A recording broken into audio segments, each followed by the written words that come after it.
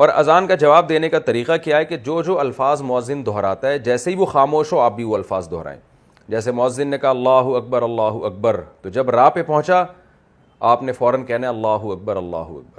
پھر مؤذن کہے گا اللہ اکبر اللہ اکبر، جیسے ہی خاموش ہو آپ نے فوراً کہنا ہے اللہ اکبر اللہ اکبر. جب وہ کہے گا اشہد ان لا الہ الا اللہ، جیسے ہی خاموش ہوتا ہے آپ نے کہنا ہے اشہد ان لا الہ الا اللہ.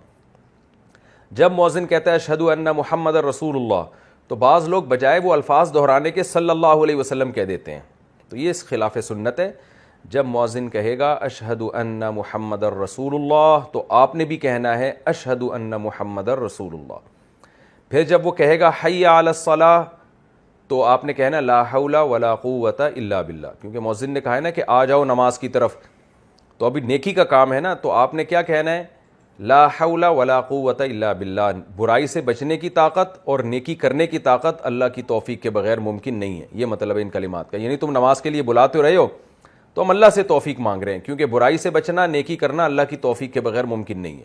تو اس طرح سے گویا اللہ سے دعا مانگی جاتی ہے کہ ہمیں تو نماز کی توفیق دے.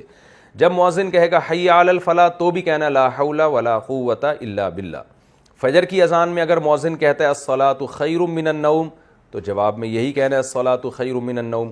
پھر وہ اللہ اکبر کہے گا تو آپ نے بھی کہنا ہے. پھر لا الہ الا اللہ کہے گا تو آپ نے بھی کہنا ہے.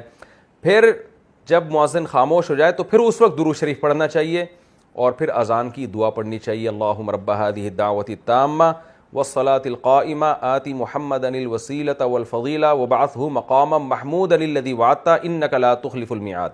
اس میں جو والدرجۃ الرفیعہ کے الفاظ ہیں یہ ثابت نہیں ہیں. تو وہ جو درود شریف اشہد ان محمد رسول اللہ میں پڑھنا تھا نا وہ اذان کے آخر میں پڑھیں.